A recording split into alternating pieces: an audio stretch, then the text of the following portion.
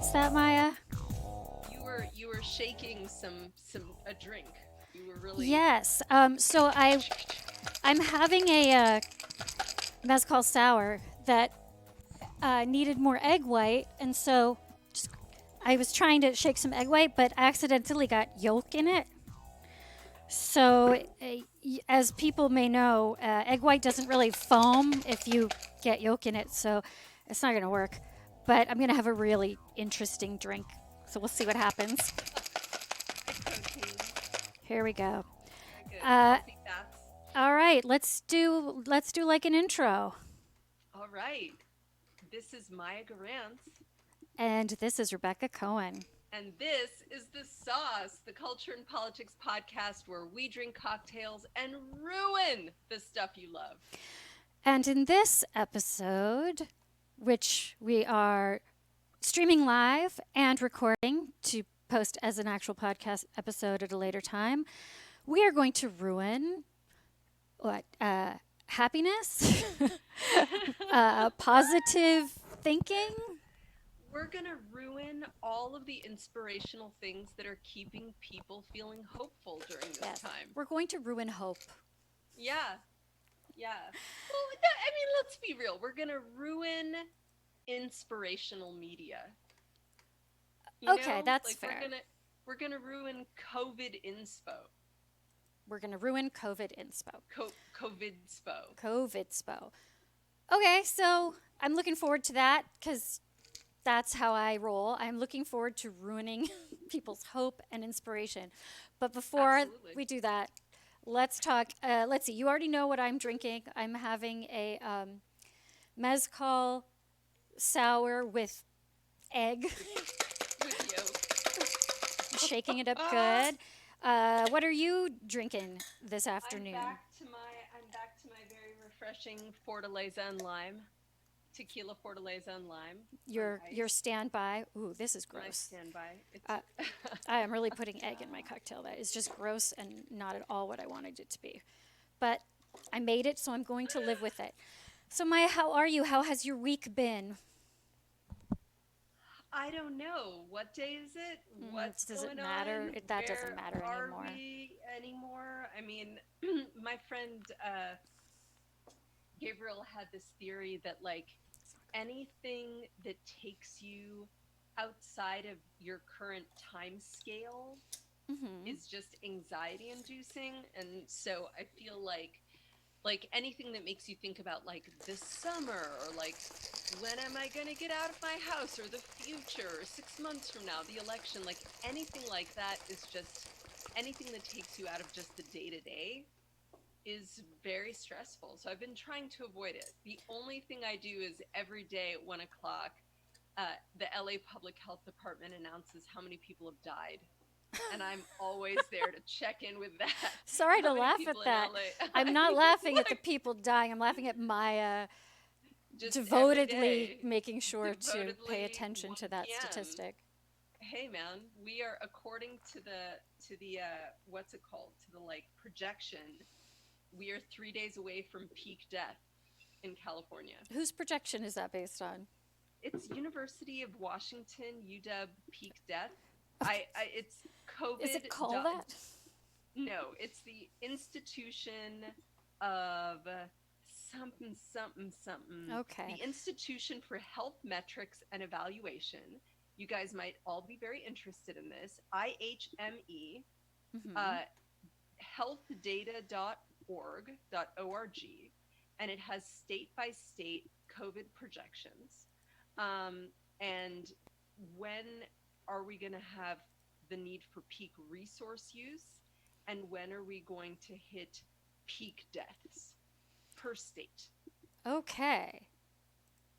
Um, maybe we can post a link so all our listeners can check that Absolutely. out Would if you're love to. interested in those kinds of statistics, which I mean, I guess it's good to be informed. Also, I would like to share that I can't believe it took me a full month to do this, but I'm making Zeev take online dance classes with me. And he Online, resents it. what kind of dance? like the hip hop dancing because he listens to the hip hop music, The and I hip would like hop, him to yeah. be able to move to it. That's great. I, I should have you already so. started these lessons? I have. And how's it going so far? Well, it's going. I mean, he's less and less resistant with every passing day. I I mean, You did I mean tell he's you? giving up? Did I tell you how I humiliated him on my way to North Carolina about like asking strange women in the airport if they like men who can dance? Wait, So we're you went up to okay women in the airport that were strangers to you and asked them if they in like front of men my son. who dance Yes, to prove a point to prove a point. that he will have success heterosexually if he does this. Yes. That's very I feel like that's a very mom thing to do. I asked the woman at Starbucks. There was a group of women soldiers. I like got six of them, and every single one Sure. immediately was like, "Yes, yes." Of And I was like, course. "Viv, between now and when we land in North Carolina, I'm going to ask 20 women that we don't know this question, and you will have to accept this." And he was like, "Mom," it was like Yeah. the first time I really embarrassed him. I was pretty proud of it. Yeah, you deliberately embarrassed him anyway. Yes. So now, Well, now I'm making him dance. you've made your point. And it's true. It will bear out. I remember my little baby cousin Jason took he took dance classes all through his childhood because his aunt is a dance instructor. And he even as a teen was in a show that Debbie Allen produced. He had a role in Good. it, yeah. And he stopped eventually, but he often mentioned how great it was that at like school dances and events, he was the one guy that was getting on the dance floor and knew what he was doing, and it was awesome, and all the women loved it. And See, he's now a grown up man yeah. who can So dance. that's what I'm doing. How about you? How about me? Um, okay, I'm not taking any dance lessons, though that's a wonderful idea.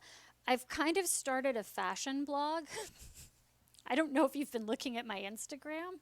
I have noticed that we're doing some modeling of outfits on Yes, your Instagram. that's called a fashion blog, Maya.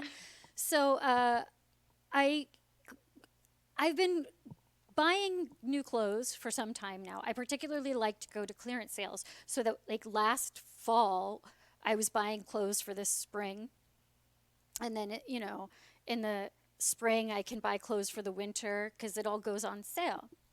Right. And so I had this great collection of stuff that I've been waiting months to wear. And Oh, now we're here and no one can see it. So I started posting. I put one picture on Instagram and people were like, "This is so cute. This is great." And I was like, "Oh, really? You like that?" So now I'm going to post all my pictures on Instagram so people can see my cute clothes that I pay so little for. And I worked very hard to pay so little for. and you can impress them with how fashionable you are able to be. Now, are you actually mentioning how little these clothes cost? Because that would be a very Jewish thing to do. I I only liked, paid $10 for this. right? It's $10. if I'm being honest, in the ways that I interact around cute clothes that I'm wearing, that is what I would do. Because if I go to a party or I meet someone at a bar and they're like, "Oh, I love your shoes," I'll be like, "They were $23 at DSW." "Oh, that's a cute I jumpsuit." do the same thing. I I do know. the same thing. Urban Outfitters clearance sale, $7. You gotta tell people because having the cute thing is great, but it's like more exciting to say what a great deal you got on it. Absolutely.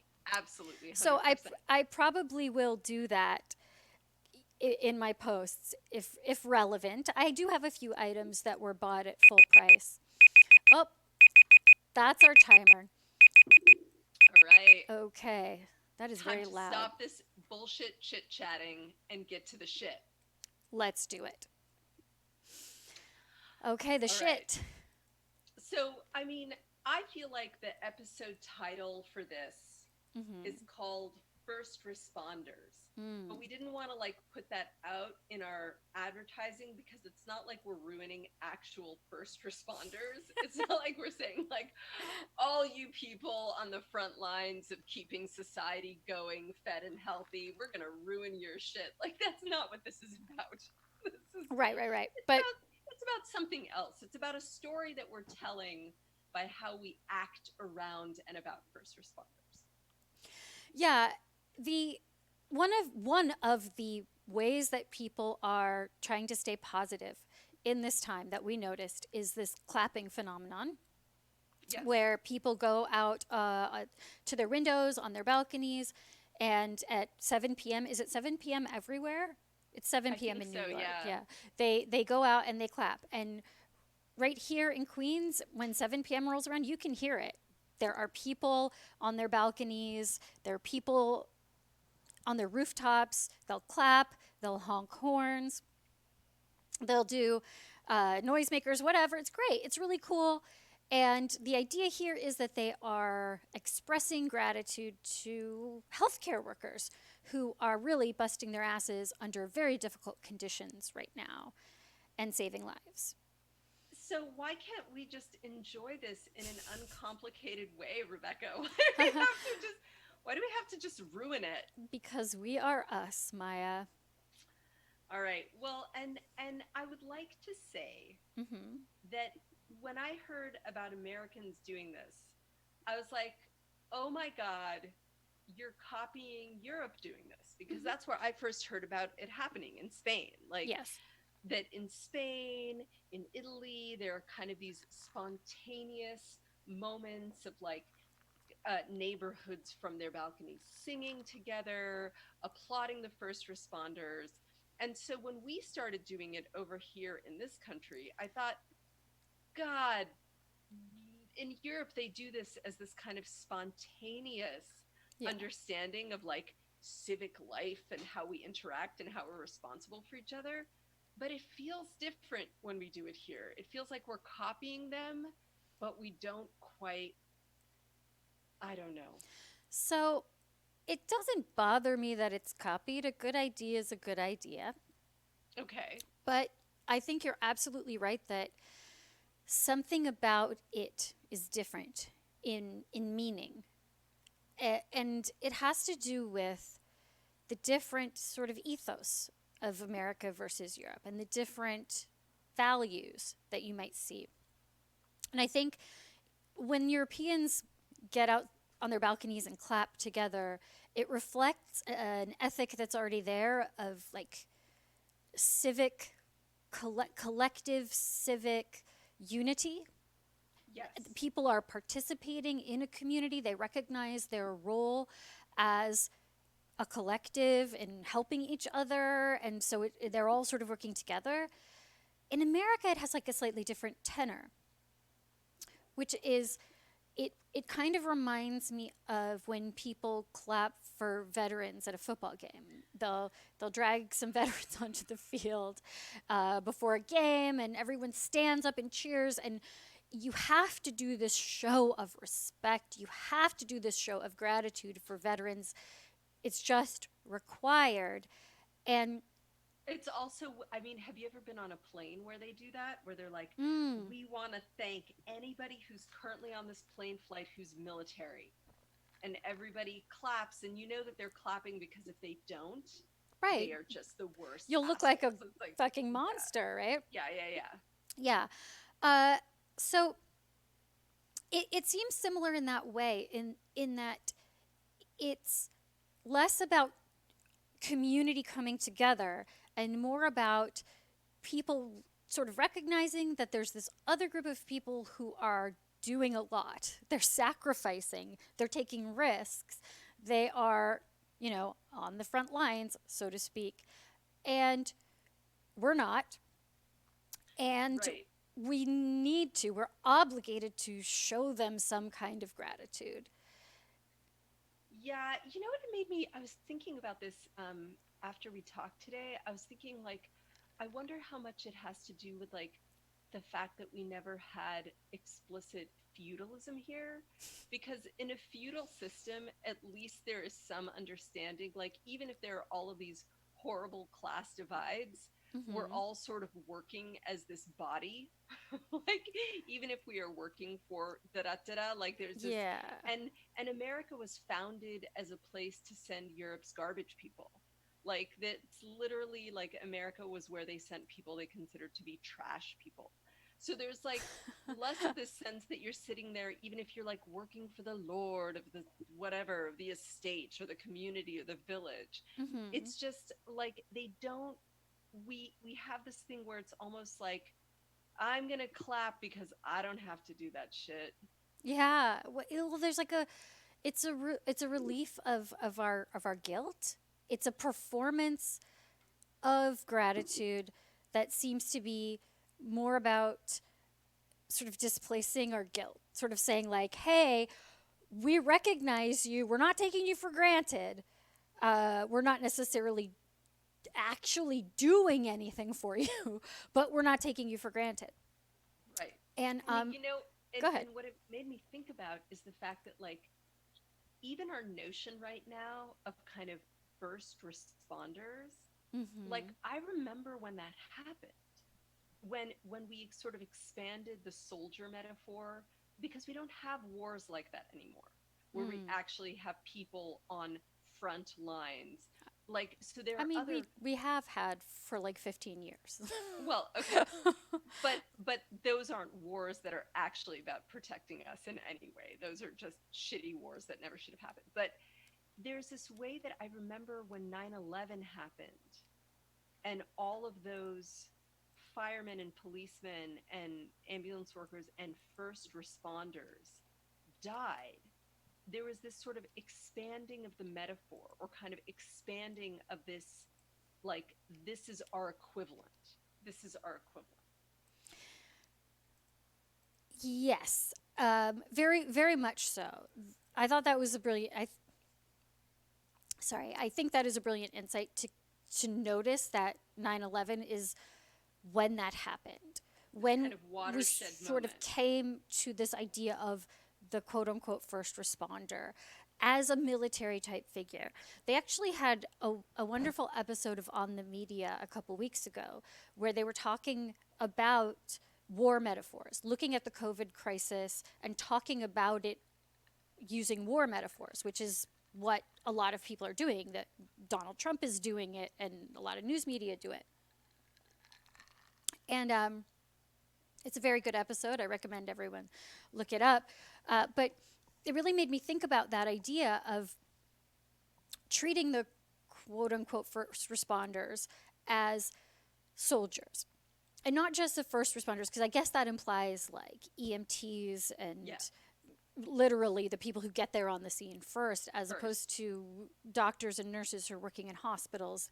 But they're being now, they're in that same category, sort of culturally, socially, that Right, category, oh, right. excuse me, that category of people who are in the shit, doing the Yes, shit, yes, dealing with the actual crisis that we know is yes. out there, but we're locked up in our homes and most of us aren't directly experiencing. That's right. And we know they're there, but we don't see them Yeah, because we're not even allowed in hospitals, even if you wanted to go there. right. So people And are they don't want us to leave our houses. right. If, like, they're like, No, for their don't sake. fucking leave your, yeah, please, yeah. But you see things like old ladies sewing masks. You know, people will there'll be news stories or people will post pictures on Twitter of this 90-year-old granny sewing masks for healthcare workers, and Totally. it's so evocative of sort of World War I ladies on the home front, Oh, absolutely. With their sewing. Red Cross societies, Yeah, sewing sheets and knitting socks, and yeah, exactly. Yeah, absolutely, for our soldiers absolutely. overseas, it's the same thing. And so the episode of On the Media got me thinking about that and about the negative side of this metaphor, this war metaphor, and thinking of Right. healthcare workers as soldiers. Um, it it can have an upside as was pointed out on that show, they noted that soldiers, because we want to show gratitude for what they do and the risks that they take on and the sacrifices that they make, over time we have developed things like the GI Bill and, you know, healthcare treatment, including increasing mental health care. Yeah, the recognition of post traumatic stress and programs to address it. And we do try to take care of our veterans. Obviously, in very many ways, we could do better on that front. There's that war metaphor again. But Maya, when we were having conversation before we started this episode, you brought up an example of it that I thought was very telling, which is teachers. Teachers. Yeah. Well, first, there's one thing I want to say before we get to teachers. Like, Okay. there's something about that front line thing and the performance of that. And there was some Instagram, like, of an entire hospital ward applauding the cleaning people. I mean, that's another thing that I feel like is part of using the kind of front lines, the soldier in the war, is that it tries to show that everybody involved is part of making this work.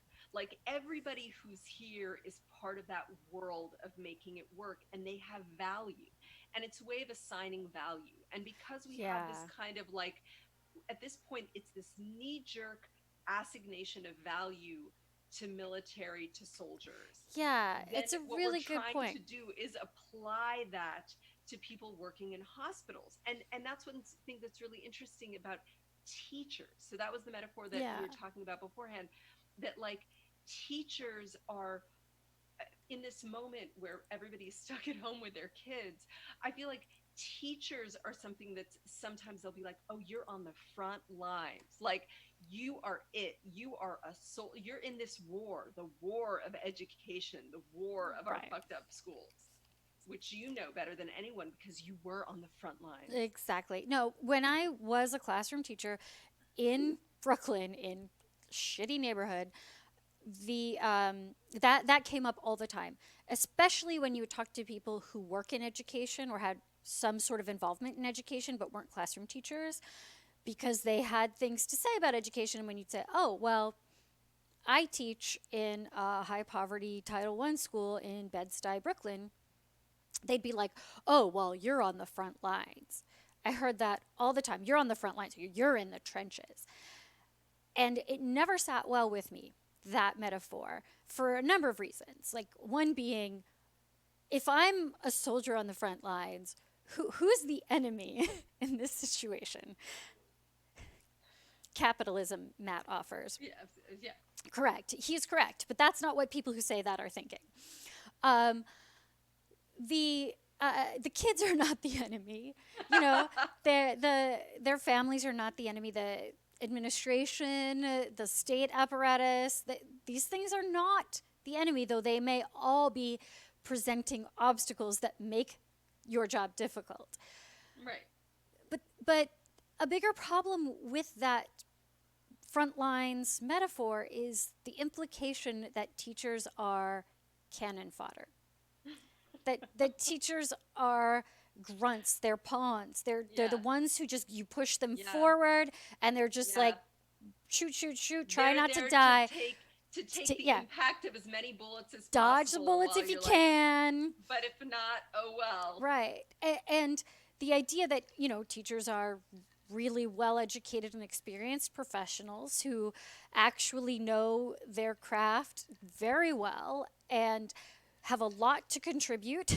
In fact, are maybe the voices you should be listening to most, along with families. Well, because teachers are also the ones, I feel like schools are still, I mean, that's one of the things that's really interesting about the idea of the commons, or like, where in our society are we in infrastructures that reveal the whole? Are we in infrastructures that operate like that become sort of a metaphor for everything, or allow you access to see everything? And school is one of those places. It's like, school is a place where you see the community, a location, a city, a town gets revealed to you when you're at a school. And I feel like that's what's so that's what you're kind of on the front lines for. You're like on the front lines of witnessing a lot of other dynamics that we don't see in our day to day, because it That's all true, sort of but comes together in a school. it doesn't get appreciated that way. No one Right. ever Right. said, like, you're on the front lines. What can you report back? What can you tell us? What can you tell the generals that could shed light on this situation? Right. It's more That's like, right. wow, you're following orders and Right. you're really in And the shit. you're taking the hit. You're You're taking taking the the hit. hit. Watch out for that trench foot. And yeah, I understand why people are attracted to the metaphor because teaching, especially in that sort of situation, is a really shitty job. You feel like you're in the shit. It's a slog. It's difficult. There are so many challenges and so many obstacles, and you do kind of feel like you're dodging bullets, though more often you're dodging books or math manipulatives, or you know, once or twice a pair of scissors got thrown, but Jesus. not in my classroom. At least not after my first year. But so you're dodging stuff. There's no doubt you're literally dodging things. But um, it's an odd thing because again, in that situation, using the soldier metaphor is a way of saying we appreciate what you do and we see how hard it is. And we see that you're sort of sacrificing for the greater good. But it's also a way of saying, yeah, like Over there. separating. You're over there. Over there. Thank you for doing that thing so I don't really have to think about it. Thank you for being over on the Western Front. Yeah. All the way over there. And I feel like that's what's so interesting about this moment is that the first responder as a soldier, I think really became kind of weaponized after 9/11 because it was Yeah. the first attack on American soil in a really, really long time. And we didn't have soldiers there. They were the people who sort of took the hit, were trying to save civilians, were trying to save lives. But then it became this larger, expanded metaphor that has now come to cover the people who are making our society work in this time of total economic shutdown. So Right. doctors are now sort of under that first responder umbrella, but so are grocery workers, delivery people. Like, who's risking their lives in this fight against Right. this? Like, But again, this goes to the shortcoming of the metaphor because soldiers sign up to be soldiers. We have an all volunteer military. They take on the risk, the yes, risk to their very lives, right? yes, We're talking about pizza delivery people. They grocery store cashiers, they did not sign up to risk their lives for us. right. And I think that somehow it makes us more comfortable that we've had to put them in this position where they are doing so if we think of them in this like first responder slash soldier structure in this. Well, but what's also really interesting about that is that it used to be that like people, like rich people's sons would go to military school, and like definitely at this point we are so deep. Part of the over there-ness Mhm. of the soldier is that so many of the people who are in the military are lower income, are coming from like rich kids don't go into the military. Right. They aren't the soldiers. And so I feel like there's total class snobbery behind the like, we'll applaud for you, but you kids kind of deserve it. And this is your way of maybe getting somewhere in the world. And it's the same. And so that sort of class snobbery looking down upon, I think that's absolutely translating to the other. It's like you guys are risking your lives Absolutely. because isn't that your job? Doesn't that give you some value in the Yeah. society that Yeah. otherwise does not fucking value you at all? Thank you. Absolutely. Just as, yeah, that's a really good point. Just as soldiers are not the children of the elites typically, uh, neither are the grocery store cashiers or nurses for that matter. That's right. And And in terms of the doctors, my husband was like, all of this anti-Asian violence that's happening right now in response to COVID. Like, there's huge anti-Asian, but like, who are the doctors taking care of you? Right. Like some first generation Asian immigrants who are fucking intubating you right now. Like Mhm. that's, like, and so somehow we're, oh God, we haven't even talked about that horrible Andrew Yang op-ed Oh, where he was like, Asians, if you don't, we just stop, be more American. no. You're like, oh my God, No, I it can't was even, yeah. yeah, no, it was classic like Frederick Douglass-esque. Just Not work Frederick Douglass. hard and Yeah, just work hard and you'll be fine. Frederick show. Douglass was, no, it was Booker T. Washington. Oh, you're right. Booker. It was no, Sorry. Frederick Douglass was a radical. But Okay. anyway, all I'm saying is, Was it Booker T? Okay, yeah. sorry, my bad. So, but all we're saying is that like, there's this, you people over there on the front lines. Mm-hmm. But what about like the strawberry pickers? It's not just the people who are like at the cashier. What about the people picking the lettuce that is still getting to our grocery store? Like, Right. can they be expanded in that umbrella? Yeah, or the pork plant workers. I was just reading a story today, and I don't have it in front of me, so I don't remember where it was. I'm sorry, but some pork plant somewhere probably in the Midwest was giving workers a $500 bonus if they had no absences, if they showed up for every shift in the month of March or April. And then they had a giant outbreak of COVID-19. They had like 600 cases. And these are people who work in a meat plant. We're talking about migrant workers, we're talking about non-white, mostly probably Hispanic, I'm guessing, I don't know.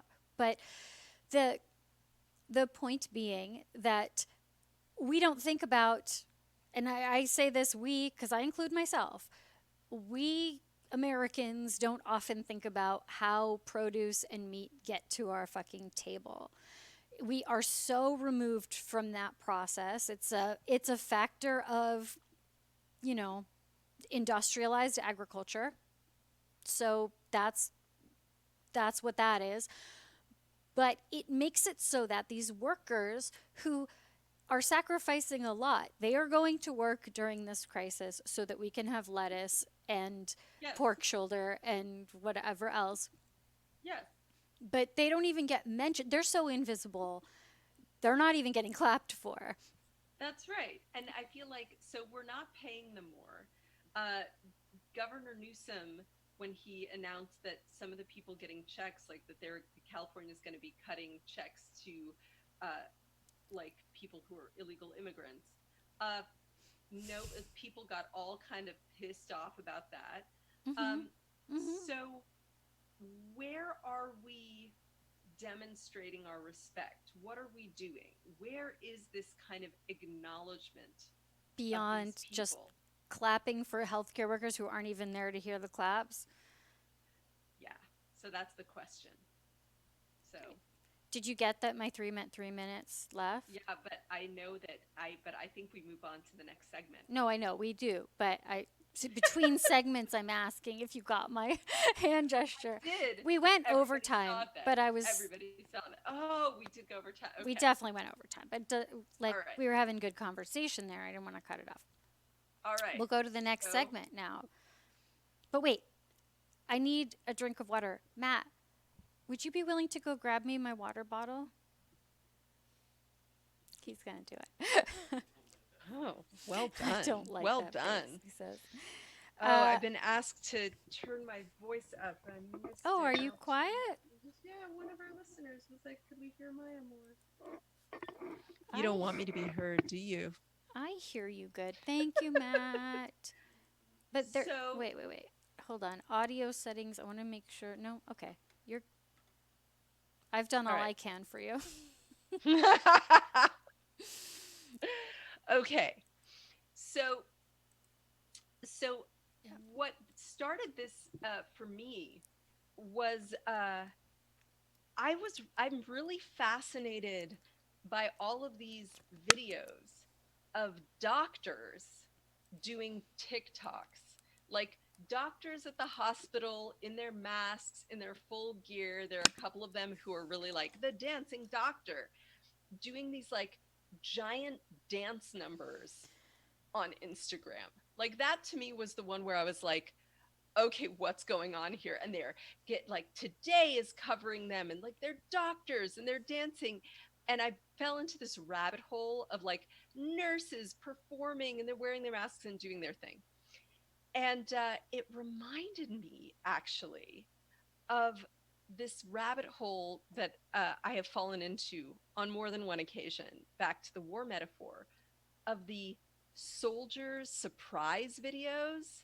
I don't know if any of you guys have ever fallen down this particular YouTube rabbit hole, but I feel like Oops, I've sorry. been I've was been thinking I writing have. about a lot of the I've been writing about it, but there are these videos where at some public event, whether it's like some pep rally or some athletic event or something, at halftime at a basketball game, they'll bring out a family whose parent or child is off serving in Afghanistan or Iraq or whatever.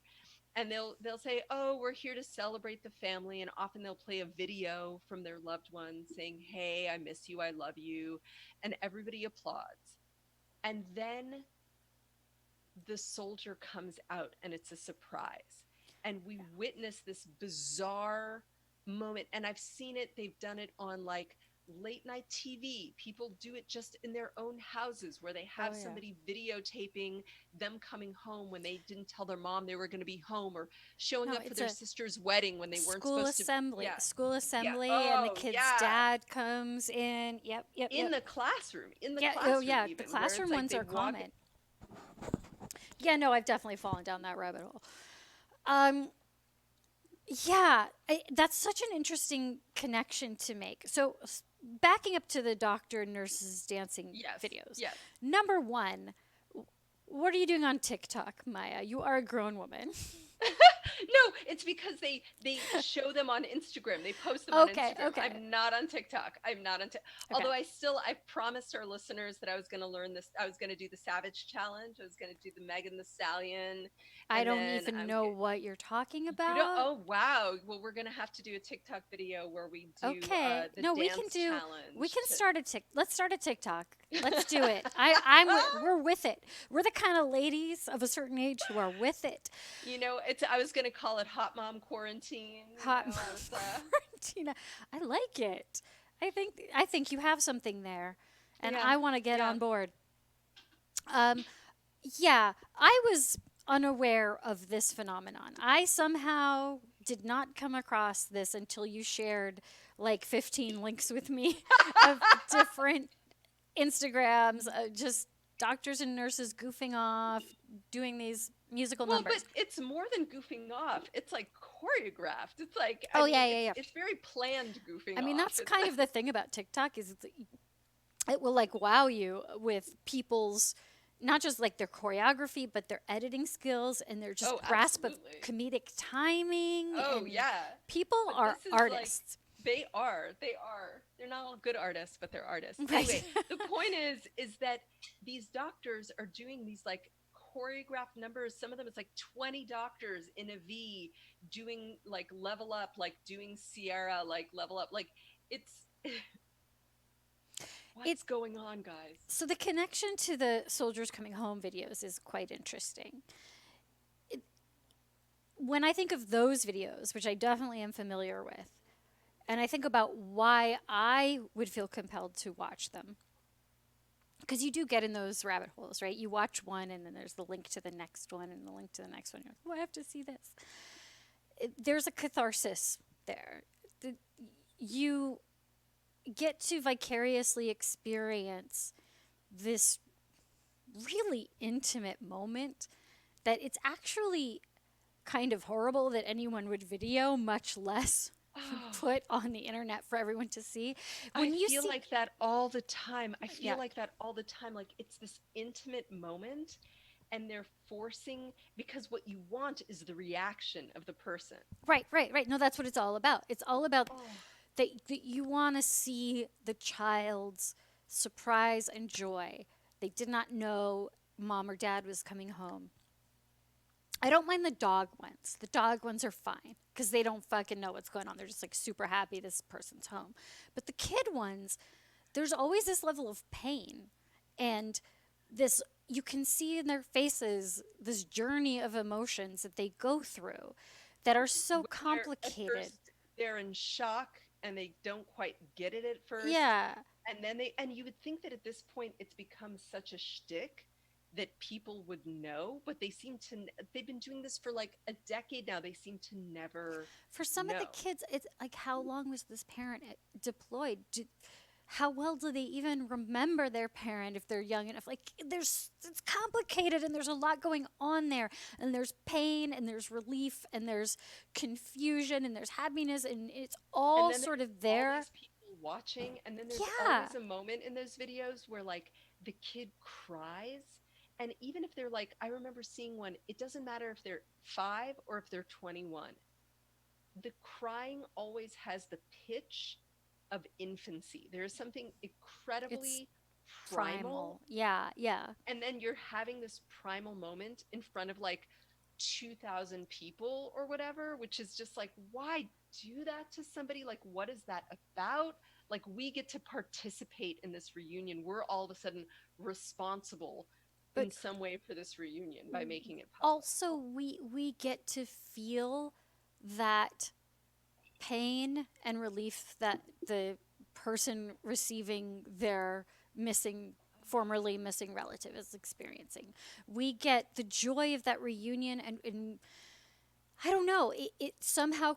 It's very interesting that it's the reunion we're watching, right? We're not watching them depart from one another. Those aren't a series of videos. No one wants to see that shit. No one wants to see the phone call when dad's been gone 3 months and he could die at any time. Like, no one wants that shit. But the reunion, No. But it allows us to feel that, like, oh, that sacrifice that this family made with the comfort of knowing that it all ended well. It allows us to participate. Absolutely. We get to be a part of it. And part of the reason that I was connecting it to the thing that I'm writing about right now connects that series of videos to like videos and news stories about parents like abusing their children in horrible ways, like meth head parents. And the reason those things are connected to me is because those rabbit holes, those clicks, are what often keep local news going. Like, those are local news stories. Those are stories where it's like the feel good story for and the feel bad story. Yes, but it's something that it's like it hits some button in us about how society is supposed to be. But they're both catharsis. They're both kind of working in the same way. In that when you read an abuse story, you're you do it to sort of feel empathy with the abused, right? Yes. And it's the catharsis of horror. The horror at it. Because I'm protected, I am safe, but other people are not safe. And somehow I can deal with that disparity better if I could have this vicarious experience of like empathy for their not safety or empathy for their sacrifices, military family. Through the video, I can feel maybe less bad about not being part of that. Right. And I think that the doctor videos and the doctor dancing videos are operating in the same way. Like, they are like, you're seeing these doctors and they're dancing and you go, oh, they're working hard, but you know what? They love what they do. And they are literally shucking and jiving to be seen by us. Like, part of it is like, you're bored, you're doing these shifts. This is something that you do when you're on break. It's fun, it's funny. Like, I think for some people, it isn't necessarily like, it ain't that deep. They're like having a good time. But as they get more and more complex and more like elaborate, you're like, oh my God, it's this way of being seen. It's this way of like being like, see me, participate in me, like, you will like us, you will care about us if you see us dancing. Right. Like if It's we're it's like, like to oh, it like humanizes them, which, to be fair, again, healthcare workers are invisible to us right now.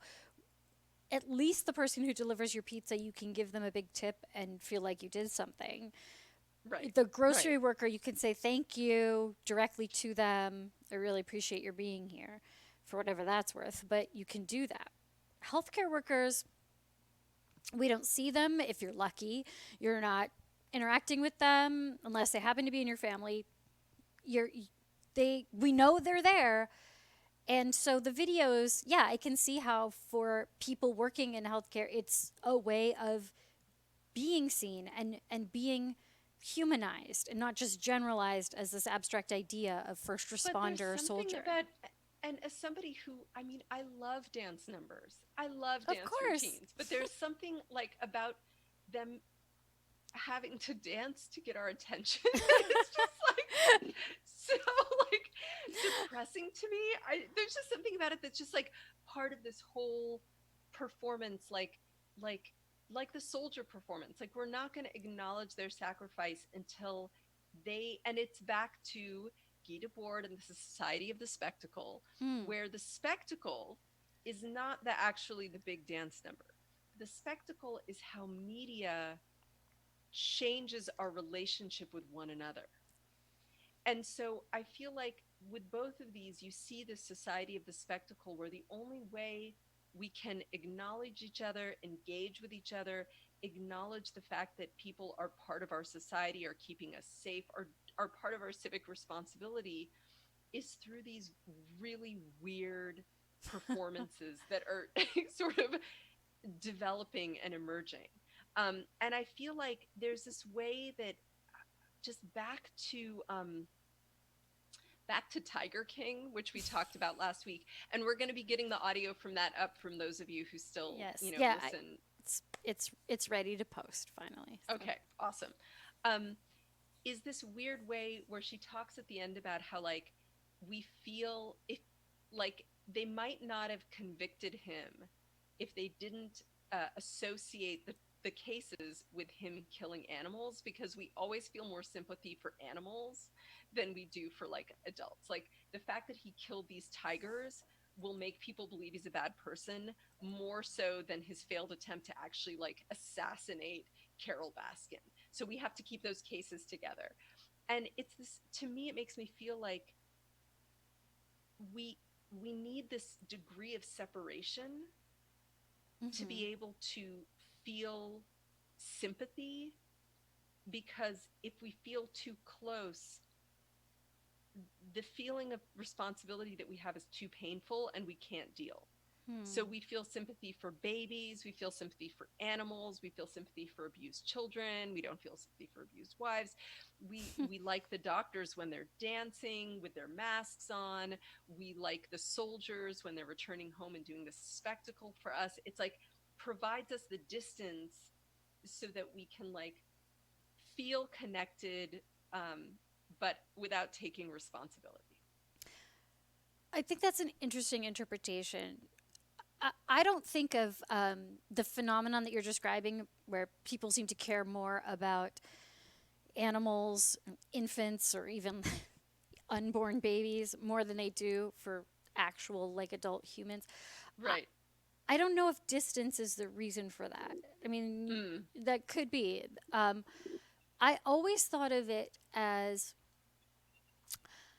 we care about animals because animals relative to us are helpless.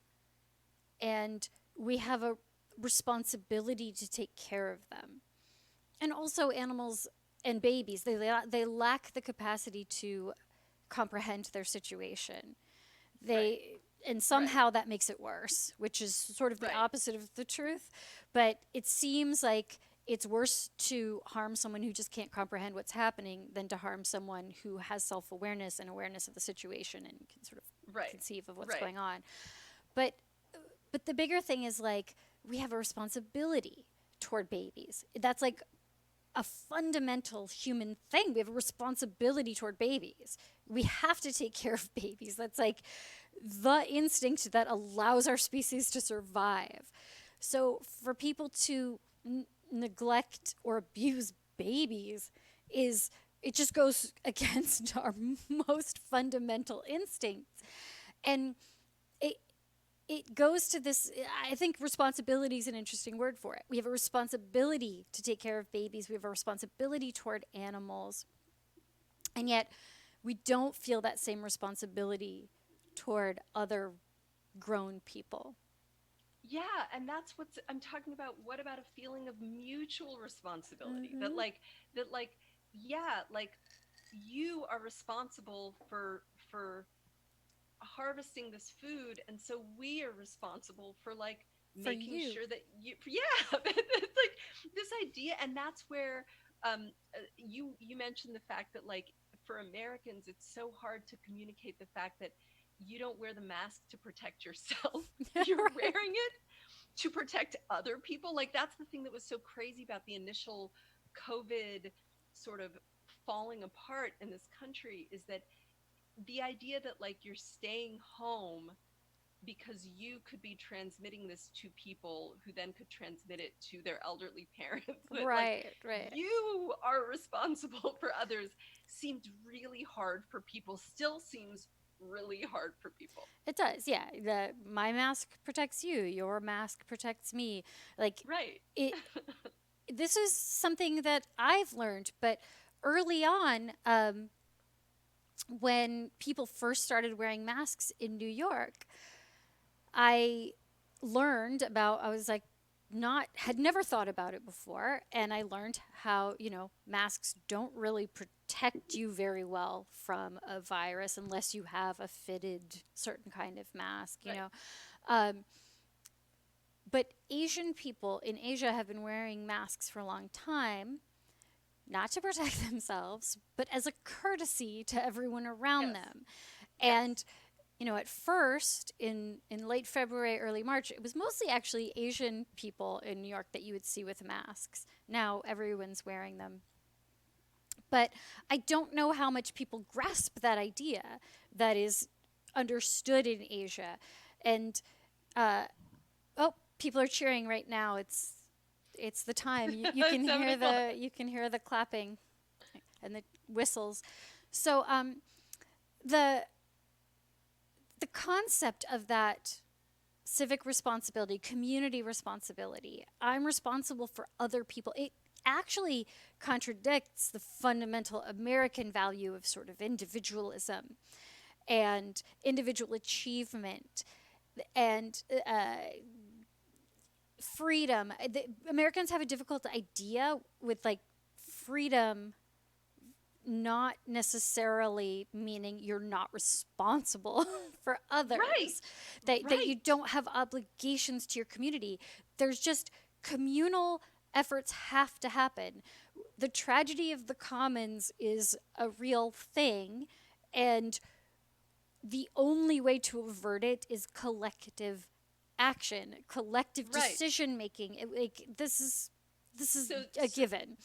right, but it's not a given, and that's where we get to a couple of protests that you brought up. Okay. A couple of like, let's talk. So it is only when there are these spectacles that and I think that's the weird thing about the doctor video. It's like, it's almost like we're only going to give them the respect that they deserve in terms of how they are helping us in our society if they entertain us, right? Like Right, right, you right. have to entertain me, so I'm still getting something out of it. You know what I mean? Like I'm still getting something out of these like reunions happening, and I can like have a nice cathartic crying like, oh, Hmm. I get to watch this really emotionally intimate and private moment. Like Right, but I get if something I out of can it. feel the feelings, then it's Yeah. okay. It's Then okay that I right. didn't do any actions or deeds because I felt the feelings.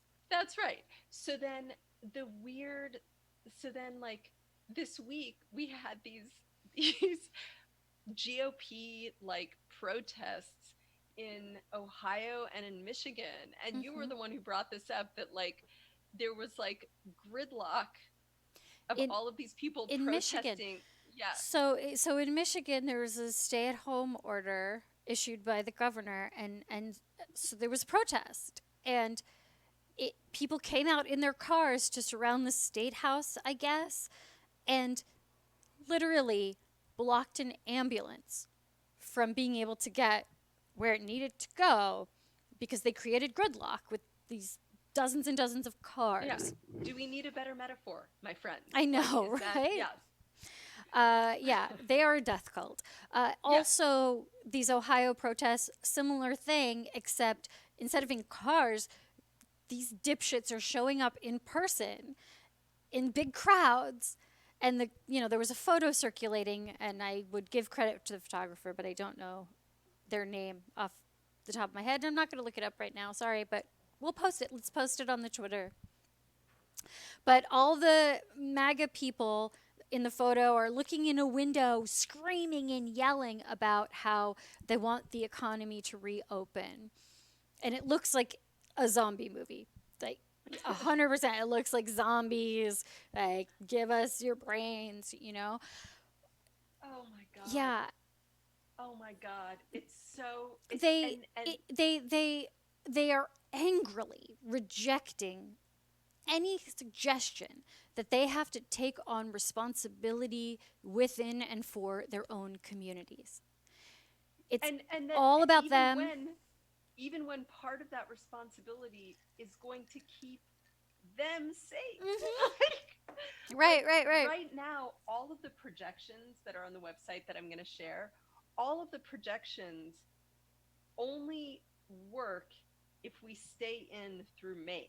Yeah. Like, those projections that show the curve going down by May, like it only fucking works if we just suck it up for another month and just stay in. Like, that's it. And yet the inability of people to, it's like they just, again, it's like they're treating, as we've spoken about several times, they are treating this virus like it's a liberal, like it's some liberal they're trying it's a to liberal own. plot.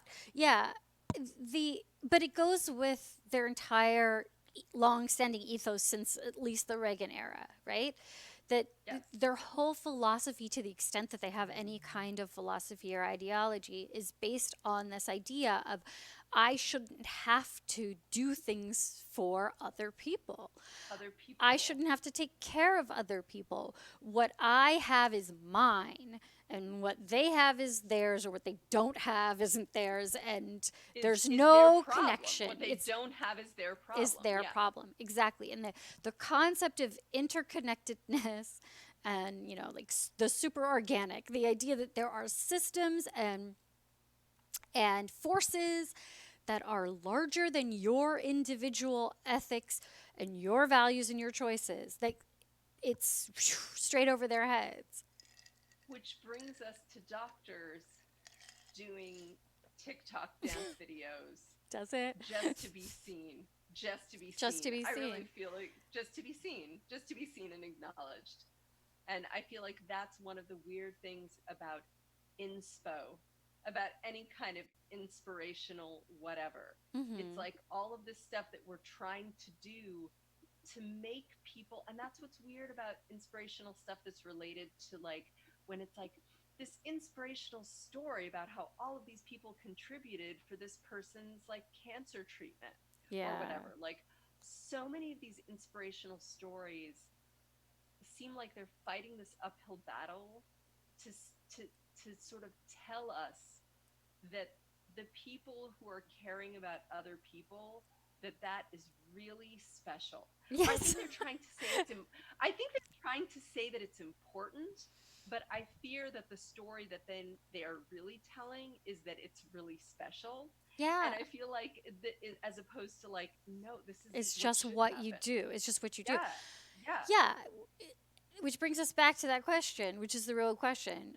Does the clapping and the doctors dancing videos, any of this, add up to actual compensation for people?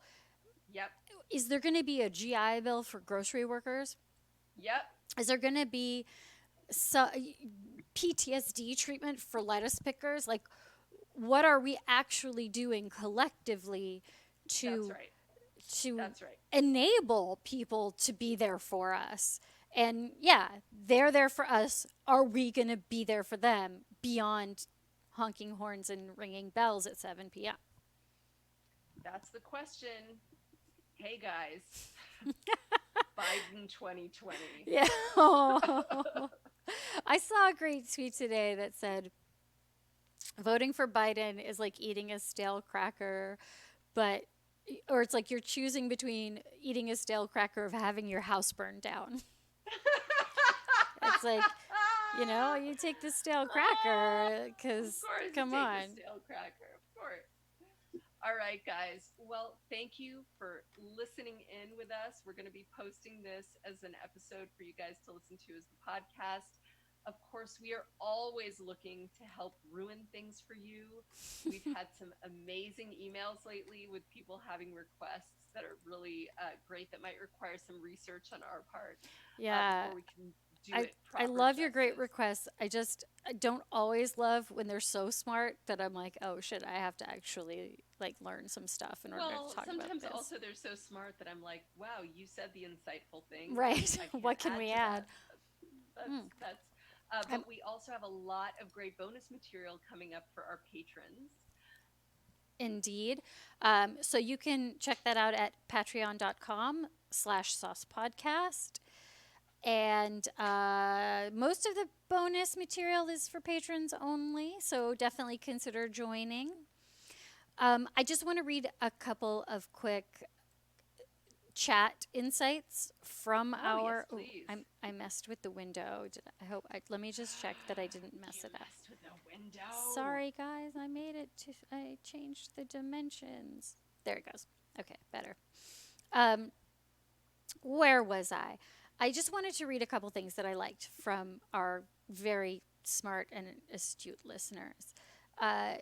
James Fisk commented, "Oh, I love the insight about recasting people in our minds as military-like figures. The idea of it making it easier to face them risking their lives for us." Thank you, James. We thought that was pretty smart too. That's why we did a whole episode around it. Yeah, just so you think we're smart. And James adds, another great point. I think doctors are definitely more concerned with us just liking them instead of worshiping them. The ones on TikTok, anyway. That's so interesting. Yeah. Yeah, especially, I mean, I come from a family, my dad is a physician, my sister married one, my mom was a nurse for her career. Like, it's definitely something to think about. I can see that.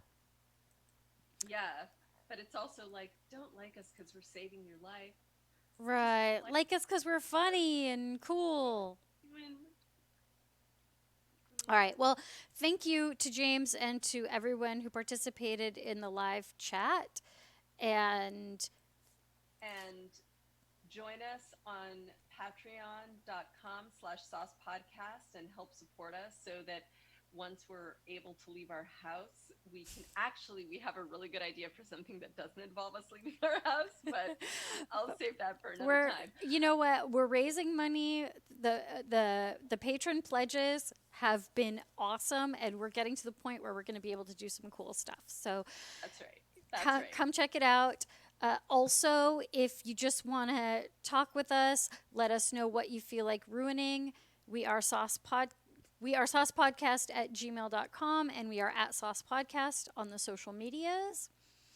And if you want to talk to me, at Maya Garance, anywhere you're looking for Maya Garances, I have been doing a plague a day, some dips into the plague archives on my Instagram, where every day I post a little bit of plague history. Today I posted an image of Mexican Aztecs getting smallpox from the 16th century Florentine Codex, where this Franciscan monk who was like sent to the colonies or whatever and learned the Aztec language.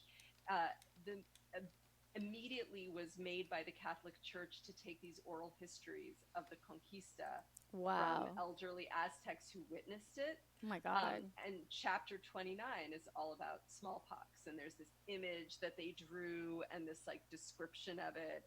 So I have really fun plague archives. Check it out. Hashtag plague archives. And you can find me at Maya anywhere you're looking for Maya. Did you read Guns, Germs, and Steel? I read Guns, Germs, and Steel, and I felt like I got halfway through it, and I was like, okay, I get the point. Like, Yeah, so, like, you could like reiterate honestly like read point. the You're introduction. You're like, I get it. and you're like, okay, Yeah. I get it. No, I need to go back to that though for Plague Archives for sure, and also the Eula Biss book on immunity. I need to revisit that for Plague Archives. Well, But get also, on with I it, even Maya. I have a little Jane Eyre this week, a little typhus epidemic. At Oh, Lowood. that's right. I read that one. That Yes! was good. Don't post photos of the book, Maya. No one wants to see a picture of a book page. Put Yeah, you want to read the text. no. Put You put want to read the text. You want to put read pictures the, of like from the movie versions. Oh, yeah, no. ew. Oh, come on, a young Elizabeth Taylor. People want to read the description. Don't you want to read You can the do both. thing? You Don't can wanna do read both. the excerpt? Okay. I'm a more visual person. You can do All right. both. I need reading glasses to read print that small. It's not going to happen. That's why you want a picture because you don't You want to found put me on your out. reading glasses. Well, So how can they reach you? you can reach me on all the various platforms as at Gynostar. And if you're interested in seeing all my spring fashions, I will be continuing to post them on Instagram. And also, I had something that was so important. Oh yeah, I had one more question for our listeners. Yes. Just help. I have a 9-year-old boy. He's stuck at home. Help. Books, movie ideas, anything. Help me. What is he most into? Like Activities. genre-wise, topic-wise?